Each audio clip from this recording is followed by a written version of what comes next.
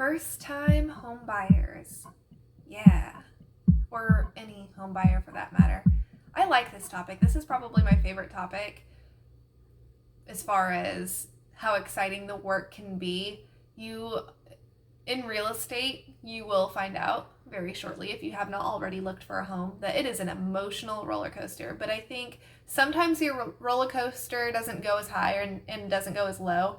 But I think as far as home buying, especially first-time home buyers who have never been through the process, there are some really fun parts and not so fun parts.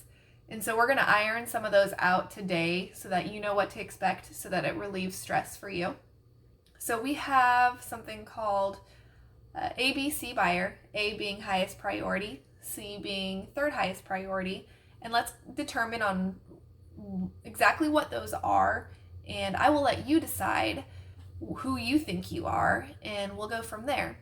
So an A, or a highest priority buyer, these are the kind of people that have to buy a home tomorrow because they've already been pre-qualified or they're purchasing cash.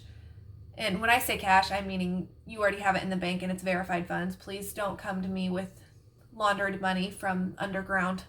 I can't help you there. So these are people that have either sold their home that's already existing on the market, they've transferred into town and they're in a temporary rental, or their lease has already expired. And in many cases, these people that we partner with can be homeless if we don't get on this now.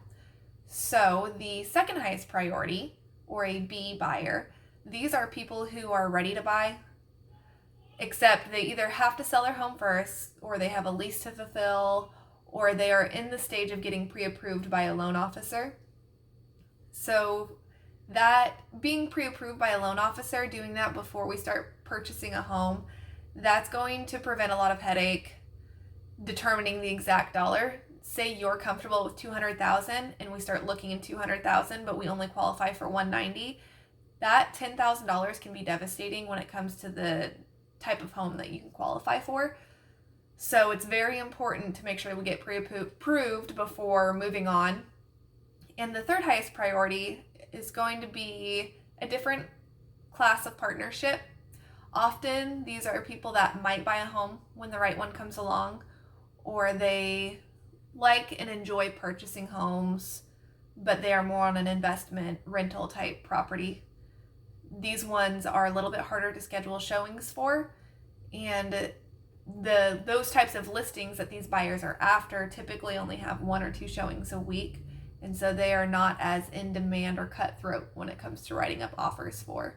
So knowing that, I'll let you determine if you're an A, B, or C buyer, and from there that will help me understand if you and 3 other clients and me and my 2 showing assistants are booked, and a 4th person comes along and wants to see a property. Depending on if you're an A, B, or C buyer will help us determine on who needs to see a property first, so that we are keeping our priorities straight as well. So of course we want everyone to be an A, and of course we want everyone to be available to show property. But if in the case, it's only happened I would say 1 or 2 times recently, if we are all of us are booked up, then in that case we break it down to, okay, do we already have pre-approval, or are you really not looking to buy right now? You're looking to buy maybe in 6 months whenever your house sells. So all right, going on from there. So there are a lot of questions I will be asking whenever we meet face to face, on a scale of 1 to 5, 1 being not very concerned and 5 being very concerned and needing educated about it or help walking through it. I will have you rate each of these, and I'm just going to run through them, determining how much home you can afford, obtaining a loan, finding a home that meets your specific needs, negotiating price, negotiating other details of the contracts like a possession date, inspections, closing costs, reports, notices, final walkthroughs, those types of things. Arranging inspections, getting the best deal, closing or possession date, closing costs, communication, or finding time to look at homes, every single person has very different needs. Like one of my investors, he doesn't care about getting any communication with me. He just tells me what he wants and we write it up and call it a day. And as far as finding time to look at homes, he doesn't care because he's available whenever. But if we're talking about a first-time home buyer, pause, before we get there, I think it's noteworthy to say the average age of a first-time home buyer is 33. And yes, that can be young to some people, and yes, that can seem a little far up for other buyers that we're talking with. You know, I want to say that so that you know you are exactly where you need to be. It's not a race in life. If you are 60 purchasing your first home, congrats. You are no longer paying somebody else's mortgage off. Or if you're 21, like I was when I first got started, and you start purchasing properties, you know, that's an accomplishment too. But I want you to know if you're 35 as well, purchasing your first home, that's pretty well average. So don't put yourself down wherever you're at. But that being said, first-time home buyers typically have a little bit more hard time finding time to look at homes. Typically they are, you know, you think about the average 30-year-old, what are they doing? They're in the height of their career. They're busy all the time. More than likely they know someone with kids and are heavily involved in being their taxi. When you have multiple people involved, whether it's a spouse or a partner, you have to deal with their schedule too, and sometimes that just doesn't line up. And so finding times to look at homes sometimes isn't stressful for some people, but then for others it's very, very hard. And so that's why we have multiple people working together to make sure that you are able to see a property when you need it. And as far as any other concerns, we want to hear if there's anything specific that we can do to make this transaction easier for you. Anything that you've experienced in the past, even if it's a rental agent that you just had a bad taste in your mouth, that you didn't like that they did this or forgot to mention this, I need to know what that is. I need to know. I don't know exactly what matters to you until you tell me the type of communication you want. I don't know if you prefer text, call, or email, so I need those kind of details. So after you select a real estate agent, hopefully you trust me and we work together. But if you don't, I want you to work with somebody that's going to be a fit for you. So after you select a real estate agent, you're going to obtain financial pre-approval, and that's going to be with a loan officer. Your loan officer should be local. I don't want to hear about I can't say their name for legal reasons. I don't want to hear about some person you saw on a commercial that says that they're great. In all reality, you know, I can think of 5 off the top of my head that every time we go under contract with that specific lender, it ends up falling through no matter how much I advise them to go with a local lender. So try to avoid the bigger ones. They've got more hoops to jump through. They're not as detailed when it comes to pre-qualifying, and so sometimes they don't get all the information that they need. And then after obtaining a pre-approval, the next step really is to analyze your needs in a strategy planning session. A strategy planning session is exactly what I'm talking about now, a little bit more in detail, but written down to where I'm able to prioritize specifically what you need. And then once we figure out what you need as far as, you know, square footage, location, price, and we're selecting properties to view, we are going to then set a time to schedule and view those properties. After that, on a scale of 1 to 10, I would say anything between a 7 and a 10, we should be writing an offer on. Unless you're building a house, realistically speaking, it's hard to hit a 10. I would love to say that no one is super picky and everyone just wants to buy every house, but that's not reality. So after we write an offer to purchase, it's completely normal to get a counter offer. I would say 2 out of 3 times I get a counter offer. Actually, it's probably more like 8 out of 10 times we get a counter offer. So don't be surprised or get upset if we write an offer at 200,000 and the property was listed at 205,000 and they counter back at 202,500. It's not unheard of. So once we negotiate terms and counter offers, it's normal to get a counter offer back depending on, I don't know what we're writing up. Depending on the situation, we may counter them again.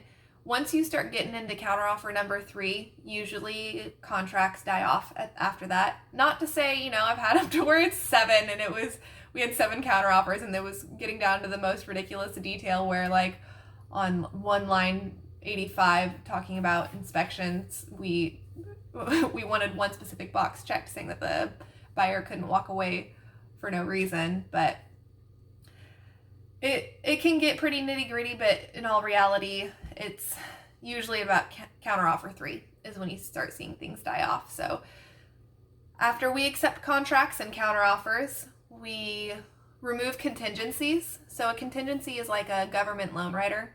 A government loan writer is a specific type of loan ran through the government, really. And it's things like first-time home buyers, FHA, FMHA, or MHDC rather, or USDA, all these types of loans that your loan officer is going to be going over with you. Those, if it's not a conventional in-house bank loan, more than likely it's a government loan. And so government loans, sometimes they can be trickier as far as getting approval for the loan. Say you find a home that to you is 10 out of 10, you don't care that the roof has a little bit of issues because they've got it listed 10,000 below what it should be, and because they've got it listed 10,000 below what it should be, you want to write an offer on it today and you're just going to fix the roof yourself. On an FHA or USDA or MHDC type loan, those loans will require that the roof is fixed. They're not going to give you a loan on a property that isn't sound. So, depending on what we need to take care of, that's called a contingency. Contingencies might also mean the sale of your previous home. So say you and your new husband are getting married and he has to sell his house. This is your first house. You're a first-time home buyer, but you're moving in together into a new house. Congratulations. If your new home purchase depends on the sale of his house, then you have something called a contingency where that house has to sell first. Contingencies aren't necessarily looked at as a good thing when it comes to a seller receiving. I think it's important that you know both sides of the spectrum, that when they see a contingency, they're a little bit more apprehensive and they're more likely to choose another contract if another contract comes in at the same time. So that being said, kind of know where we stand.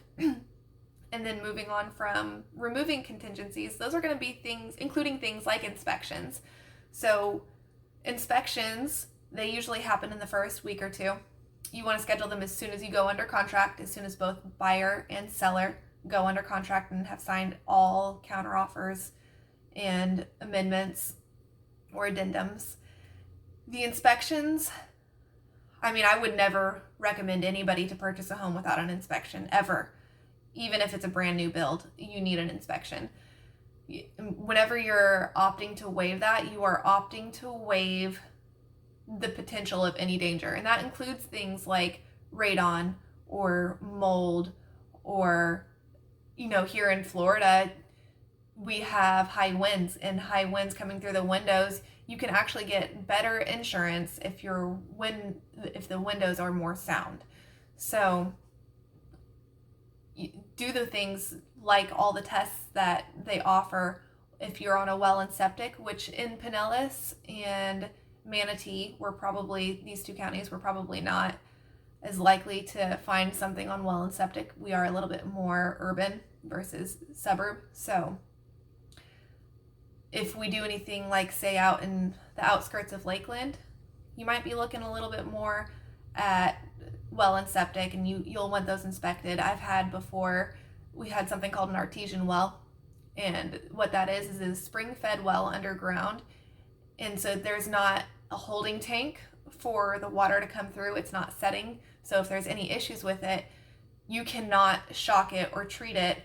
The water just is what it is. It's a spring. It comes straight from the ground. And in that artesian well, they almost opted to not do the test because it was $75. And when you're buying a house, every penny counts. That $75 that they spent, they found out the property had E. coli and there was no treatment for it. Now you tell me this, would you like to drink, say they planned on living there for the next 20 years, would you like to drink E. coli for 20 years and not know it? Or would you rather pay for the test? And they ended up walking away from the contract. However, there was a solution, and I won't get into all the details, but there are certain UV rays that cost thousands of dollars to install, but they didn't want to do that. They chose to walk away. The inspections are so vital. This is typically at 80-90% of contracts that fall through right here in inspections. And not because buyers need to walk away, but it's sometimes emotions get involved and the sellers and buyers just can't seem to agree on what needs repaired. Typically, a seller is going to respond back saying, we're only going to fix what's needed for the loan to go through. As a buyer's agent representing you, I would recommend that walk into that with those expectations. If there's something you don't like about the house, whether it is a carpet or a wall or anything that is not structural, that's not the things that we should be asking for. However, it is completely up to you. So if there's something that's sending you over the edge, like a ground wire on a GFCI breaker is uneasy for you, you can technically request for something like that to be repaired. So from that, another contingency is obtaining mortgage financing. So mortgage financing is whenever you're getting pre-qualified with a loan officer, you are not just getting a loan right then and there. You are giving them just enough information to start the process, to know kind of our boundaries. And from obtaining mortgage financing, there are going to be a lot of documents, a lot of, driver's license, tax forms, documents being sent to you constantly. You need to sign those immediately. Sometimes they do require a notary, but the more you put that off, the longer you hold off signing and sending it back, it can cause underwriting to be pushed back. They cannot start underwriting until you have proof that you are wanting to move forward with this loan, because it's not free. Underwriting is not free. Let me be clear on that. And they don't want to start that process unless they know your past inspections and they know that you have signed everything off, giving them permission to get down and do the nitty-gritty credit checks. So that being said, sign your documents immediately and send them off to your lender and loan officer. After that, typically you'll hear back from an appraisal. The appraiser is ordered by the loan officer. Usually it's a bipartisan appraiser that has no interest at all whatsoever in your property. And they will often, what I have seen is they just appraise at the list price. I don't agree with that. It does happen. But appraisers also, they do their work. And so sometimes an appraisal will come in short. Say if you're wanting to write up an offer on a $500,000 property and it comes up at $490,000, we would at that point have to come up with $10,000 cash, or we could lower the sale of the price of the property. Ideally, as a buyer, you would want the sale of the property to be lowered, the sales price. As a seller, you would want the property to be, you would want them to come up with $10,000. You guys can both walk away at that point if you're not able to come to an agreement on anything. I will say, as far as VA type loans, VA loans on appraisals, they are only allowed to have one appraiser come out. And if it doesn't appraise, then you're going to have to wait 90 days before another VA loan appraiser can even attempt to go out there. So if it is a VA, just know that you can't hire another appraiser and get a different point of view. You're kind of just stuck with what you got. As far as surveys go, you can have the land if there's any encroachments or encumbrances. Surveys will help you with that if there's any question. Home insurance, that's something I cannot do for you. There are insurance brokers around that you can reach out to and they'll give you a really good deal. If you already are with somebody, like say you're with USAA or Progressive, just reach out to them. They typically will bundle things. Progressive or whoever, I don't mean to not include somebody, Geico, whatever. Anyway, from there's also the contingency of repairs. So repairs are going to be those things that come up in the inspection report that you agree that the seller is going to fix. And let's say that the seller does not do the repairs. At that point, you conduct something called a final walkthrough. And the final walkthrough will let you know if they've done them. And if they haven't, then you can say, hey, you haven't done this. This isn't satisfied. We're not signing our papers at closing. Or if they have done them, you sign the final walkthrough saying the repairs have been made. Often, the repairs include either the seller's agent or the buyer's agent going back out to the property to let a repairman in. If it's vacant, sometimes the sellers will just stay there and let the repairs happen. Sellers can repair their own property. Let's say the owner is a plumber and under the house there was a leak in a pipe and they just put some pipe cement on there and fixed it. That is technically legal. They can do that. And the reason for that is because they were the homeowner prior to any repairs that have been happening in the past. They probably would have taken care of themselves. Now you can have a re-inspection. It's not free, but you can have an inspector come back out to the property and make sure that it was repaired correctly. So if that puts you at ease, by all means, during that final walkthrough or that re-inspection, that is an option.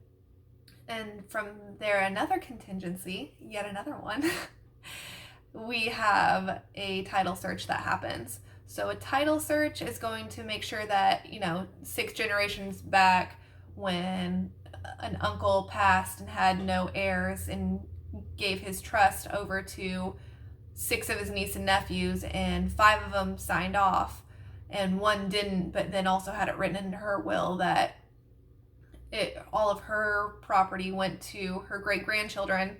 And so now somehow these great-grandchildren have a vested interest in this property. If a title company comes back and finds that, you'll want that taken care of at a quitclaim deed at the courts that they can take care of. You don't want that coming up. That's why it's very important to make sure that you have a reputable title company and removing any of those encumbrances and having title insurance. Title insurance, say this title company doesn't catch it, but then the sale on the next property catches it. So that does happen. I've seen it and it's not pretty. You want title insurance. Luckily, my client had title insurance, so they were fine. But it was a mess. And so title insurance prevents any of that from becoming an issue. Saying, we've lived in this for 20 years. They were unaware, and I forget the word right now. It starts with an A. There's a word for it where it's like alienation or something like that, where that property at that point becomes yours. So from that, we obtain funds for closing, either in a prepared wire or cashier's check. Please have this conversation with your loan officer, because if you don't, you guys may miscommunicate and the loan officer might think that you're coming to pick up a check and they're not able to come to closing. And so now you're waiting for this check that's not coming through and you're not able to close because you don't have the money because it's at the bank or the credit union. And that was just a miscommunication. Once upon a time, I had that happen as well, where I had to drive an hour one way. It was out in the country and we were selling 10 acres. And the title company, I'd never worked with them before. This bank was a local bank there. I had never worked with them either. But I knew the buyers on a personal level. And so I had to drive an hour one way back, pick up a check from this credit union, and then drive an hour back again to the title company. And that was just a miscommunication. And so just make sure that you are talking to your lender about whether you're wanting to do a cashier's check or a prepared wire. Prepared wire is a little bit more seamless. The only hiccup with that some people tend to have is that it's not free. It can be $25, it might be $250. And you can talk to your lender and they're going to be able to tell you those costs. And then from there, we close and we sign on the property, and you get your keys and you take possession of the home. You move in, you kick your feet up, and you call it a day. You just bought a house.